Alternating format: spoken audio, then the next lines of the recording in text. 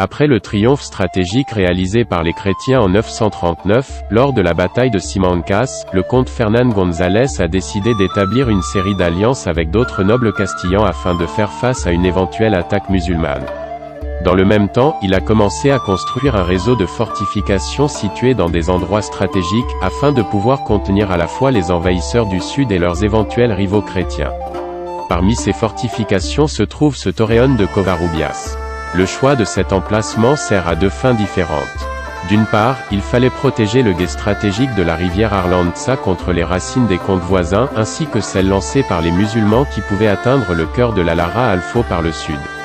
En revanche, la construction de cette fortification répondait à des besoins de repeuplement, car il était essentiel de consolider l'occupation de cette région frontalière en attirant de nouveaux habitants, ayant ainsi une masse démographique suffisante pour peupler les nouvelles terres et profiter de leurs connaissances culturelles et techniques, et ainsi développer les nouveaux territoires castillans. Une grande partie de ces colons sont les soi-disant mozarabes, population chrétienne, d'origine hispano-wisigoth, qui vivaient sur le territoire d'Al-Andalus et qui ont émigré vers les royaumes du Nord, au moment de la construction de cette tour. Le comte de Castille a choisi pour son emplacement une construction militaire antérieure, probablement d'origine romaine, qui était située au confluent des deux entrées naturelles de cette ville, ce qui en faisait le point le plus approprié défendre le passage de la rivière Arlanza vers le nord.